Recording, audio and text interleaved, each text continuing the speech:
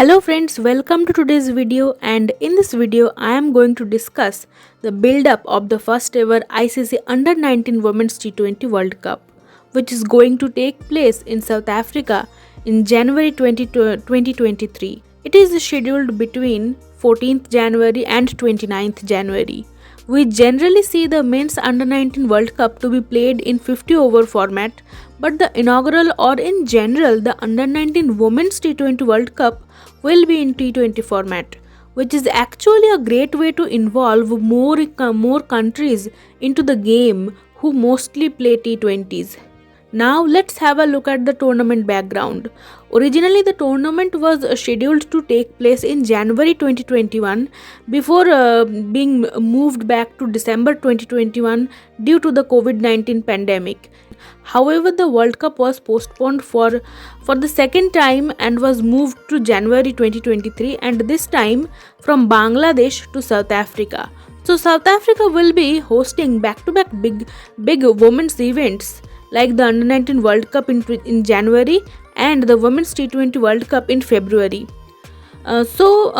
Qualification of this tournament panned out like this. In June 2022, ICC confirmed that the qualification process that the hosts South Africa alongside the 11 full ICC members are all qualified automatically to the World Cup. The United States also qualified automatically as they were the only eligible ICC member in the Americas regional group that able to meet the qualification standards for the World Cup. So after that, to determine the remaining 4 spots, a series of regional qualification tournaments took place around the world. In the Africa Regional Qualifier that was hosted by Botswana in this September, 9 teams participated, being divided into 2 groups. Rwanda and Tanzania locked horns in the final after defeating Uganda and Namibia in the semis respectively, and Rwanda came out at the top being the champions, defeated Tanzania in the final by 6 wickets, and Rwandan women's under 19 side became the first team to qualify for a Cricket World Cup in any format. In the Asian Qualifier hosted by Malaysia in the month of June 2022, it was in a round-robin league format, and the team who eventually topped the chart among 6 participating teams qualified for the World Cup. UAE and Thailand were undefeated going to their final round-robin game, and UAE eventually defeated Thailand by 6 wickets and qualified to the World Cup being undefeated. And this was the first time a UAE women's side qualified for a World Cup. In the East Asia Pacific qualifier, Indonesia and Papua New Guinea were only participating teams from that region. So it was basically a 3-match series between them, hosted by Indonesia, and eventually Indonesia won it by a 2-1 margin and qualified for the World Cup. Just like Rwanda, Indonesian women's under 19 side also became the first team to be representing Indonesia in a Cricket World Cup. The Europe qualifier was also like the East Asia Pacific qualifier, where Netherlands and Scotland were up against each other in a 3-match series hosted by Netherlands, but it was clinched by Scotland in the end by a one-sided margin of 3-0. So for Scotland, alongside UAE and Zimbabwe, this will be their first Women's World Cup at any level, and Rwanda, USA and Indonesia will be the first timers to compete in a Cricket World Cup, men or women. Here's the whole group stage schedule. India are in Group D alongside the hosts South Africa, UAE and Scotland. And the competition format is like this.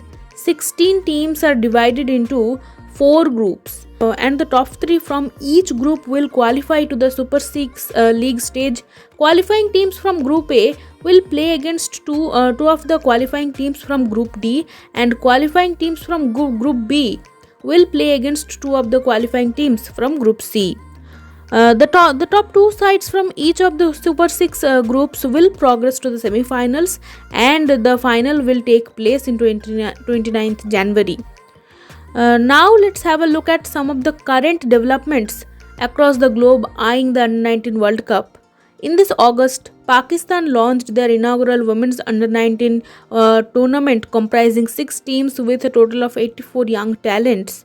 The pathway to Pakistan's women's senior team had till then been vague, with no lines going down to the grassroots level.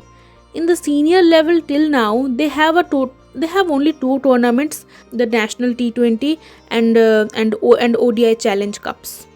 But in the under 19 domestic competition, it had 6 teams comprising 14 players each.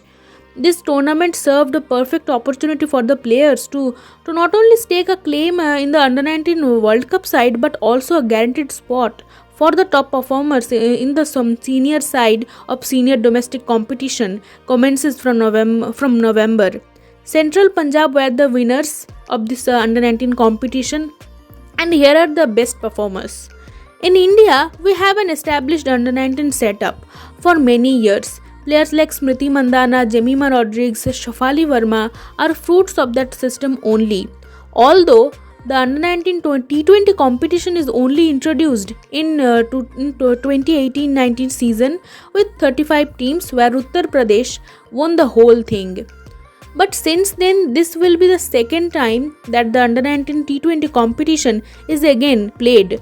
It took place from 1st October to 17th October, comprising 36 teams divided into 6 groups. Madhya Pradesh ended up being the champions by defeating Karnataka with a 26-run margin in the final. Here are the players who caught the eyes and made their mark in this tournament.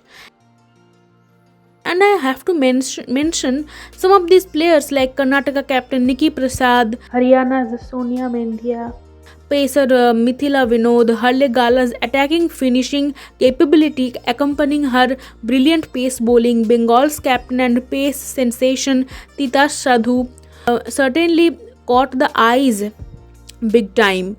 But champion Madhya Pradesh captain Soumya Tiwari was in her own league, topped the run chart with 255 runs, was the second highest wicket taker after her MP teammate Vaishnavi Sharma, who took 23 wickets, and Soumya Tiwari was quite obviously adjudged as the player of the tournament.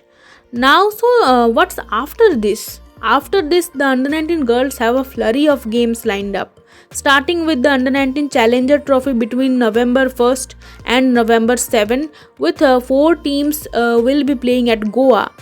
After that, the international exposure comes. The ultimate quadrangular T20 series will be played between India A, India B, Sri Lanka and West Indies under 19 teams at Vizag from November 13 to November 19, and last but not the least, a 5-match T20 series that India's under 19 team will be playing against New Zealand's under 19 side at Mumbai from 27th November to 6th December. For the Challenger Trophy, the 4 squads India A, B, C and D have already been announced. But there were some serious exclusion, like not including the highest wicket taker Vaishnavi Sharma, who took 23 wickets, is an insane decision. The former cricketer Arundhati Kirkire was not only critical about the selection on social media, but she also notified that the MP players Shreya Dikshit, Vaishnavi Sharma and Yamini Bilor, who weren't picked initially, have been added to the challengers squad later. Sadly, it should be their performances that should make their way to the squad and not this outside noise and some other efforts. But unfortunately, these under 19 girls also had to face the scandalous Indian selection and the blunders what the senior team quite often faces. Another sad fact is that neither the women's T20 games of this year nor the under 19 T20 games have been streamed or televised. Where the domestic competitions of Australia and England were extensively streamed and covered. We have a system, a very good system, and numerous talents are coming through, but BCCI is still not promoting the women's game. the way it should be.